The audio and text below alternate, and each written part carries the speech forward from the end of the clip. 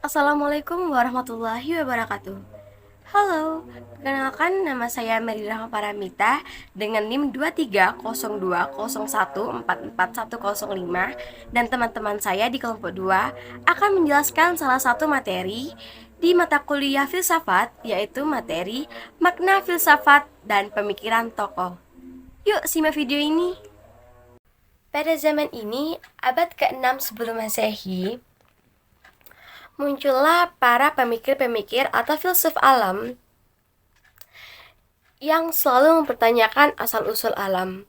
Mereka tidak mempercayai tentang mitos atau legenda dari nenek moyang, tapi mereka menggunakan pola pikir kritis. Walaupun pada zaman ini sudah menggunakan pola pikir kritis, tetapi awal ini adalah awal dari sejarah pada sejarah filsafat, karena masih banyak orang yang menggunakan kepercayaan untuk cara berfilsafatnya. Filsafat Yunani ditandai dengan rasionalisme. Thales mengatakan bahwasannya semua yang ada di alam ini digerakkan oleh dewa-dewa, sedangkan Anaximander menyatakan bahwasannya segala sesuatu berasal dari entitas tak terbatas. Sedangkan Menurut Heraclitus menekankan tentang kebenaran dan keberadaan Tuhan. Plato menyatakan bahwasannya Tuhan adalah segala sesuatu yang menggerakkan di alam ini. Mempunyai makna bahwasannya Tuhan itu segala sesuatu yang menciptakan semua di dunia ini. Nah, dapat disimpulkan bahwasanya masyarakat Yunani pada zaman ini sudah percaya dengan adanya Tuhan. Mereka percaya bahwasanya ada kemampuan di luar kemampuan manusia. Lalu para tokoh Proskretes atau Proskretes itu adalah filsuf alam karena mereka selalu menanyakan asal-usul alam. Mereka meneliti dan menanyakan asal-usul alam bukan karena atau tidak percaya pada mitos dan legenda nenek moyang. Mereka menggunakan cara berpikir rasionalisme untuk mencari tahu tentang asal-usul alam itu sendiri. Sekian dari saya. Wassalamualaikum warahmatullahi wabarakatuh. Pemikiran para tokoh pada zaman Yunani kuno. Yang pertama adalah Heraclitus, 540-480 sebelum Masehi. Heraclitus menyatakan, "You cannot step twice into the same river, for the fresh water are flowing upon you." Dari pernyataan tersebut, dapat dikatakan bahwa segala sesuatu terus berubah dan mengalir.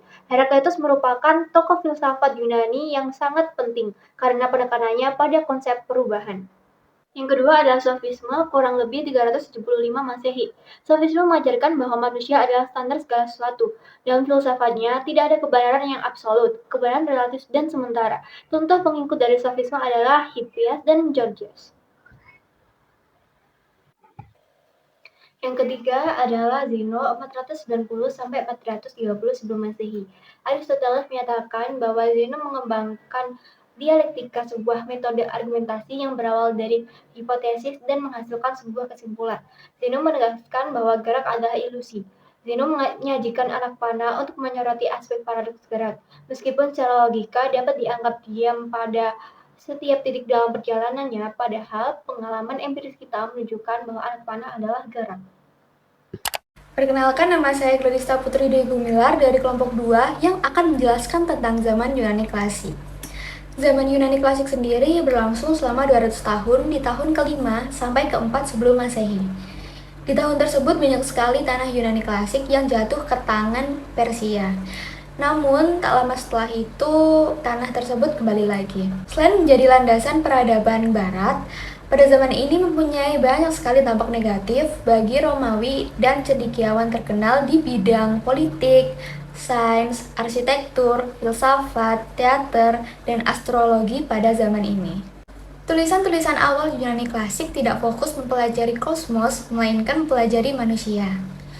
Manusia layak menjadi bagian dari filsafat dalam hidupnya. Seperti aliran antroposentris, manusia yang memiliki banyak potensi seperti pikiran, pergaulan, dan sebagainya oleh Bertin 1999. Perkembangan filsafat menunjukkan kepastian yang ditandai semakin besarnya minat terhadap filsafat. Bermula dengan Socrates tapi belum sampai kepada sistem filosofi yang memberikan nama klasik filosofi tersebut.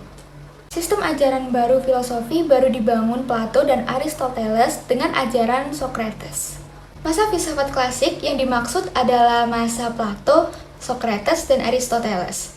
Disebut filsafat klasik karena dibangunnya mampu menguasai alam pikiran bangsa barat sampai kurang lebih selama 2000 tahun.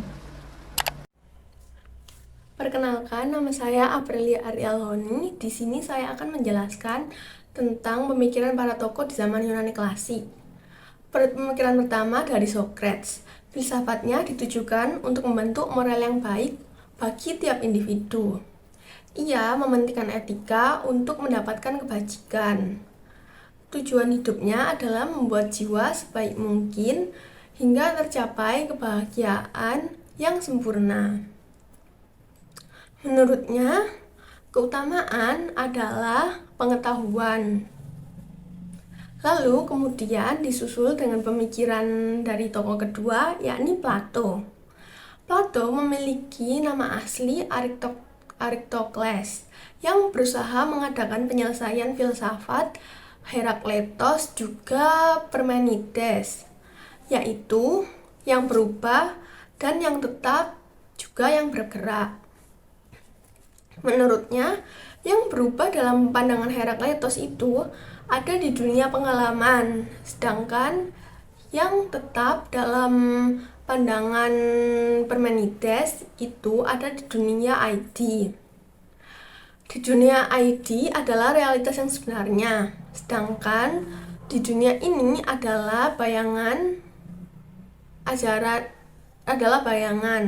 Ajaran itu dikenal dengan dualistis, dengan prinsip membagi dunia menjadi dua, yaitu dunia ID tetap dan dunia ini berubah, tidak sempurna dan dapat dilihat oleh indera. Tentang negara, Plato membagi penduduknya menjadi 3 golongan, yakni golongan teratas, golongan menengah, juga golongan ke bawah. Pemikiran terakhir ada di tokoh Aristoteles. Aristoteles pada mulanya mengikuti filsafat Plato, namun dalam beberapa hal berbeda. Seperti Plato, ia percaya pada kekuasaan yang transenden, tetapi Tuhan baginya adalah kausa atau sebab dari gerak universum. Gerak pertama, bukan pencipta universum. Ia mengemukakan 4 sebab yang harus diselidiki oleh ilmu pengetahuan, yaitu kausa efisien, finalis atau tujuan, materi atau bahan, dan formal atau bentuk. Pemikiran filsuf terbatas oleh dogma agama, karya seni dan pemikiran harus sesuai dan terkait dengan kebenaran agama, dengan konsep ansila teologia yang mengharuskan semua menjadi abdi agama. Dominasi agama menghambat perkembangan ilmu pengetahuan, berbeda dengan di timur yang pesat dalam perkembangan filsafat dan ilmu pada masa Abbasiyah. Di sana banyak pemikir terkenal seperti Al-Kindi, Al-Farabi, Al-Ghazali, dan Ibnu Sina. Abad pertengahan menciptakan kontinuitas ke periode selanjutnya, terutama dalam sejarah intelektualnya. Kebudayaan dan pemikiran pada masa itu cenderung dogmatis karena pengaruh sistem pemerintahan teokratis yang didominasi oleh gereja. Kondisi ini tidak terlepas dari konteks sosial politik abad tengah. Sistem pemerintahan teokratis tersebut mempunyai ciri berikut. Yang pertama, negara dijalankan berdasarkan dogma agama sehingga kitab suci menjadi sumber hukum negara. Yang kedua, agama yang kitab sucinya dijadikan sumber hukum diangkat menjadi agama negara.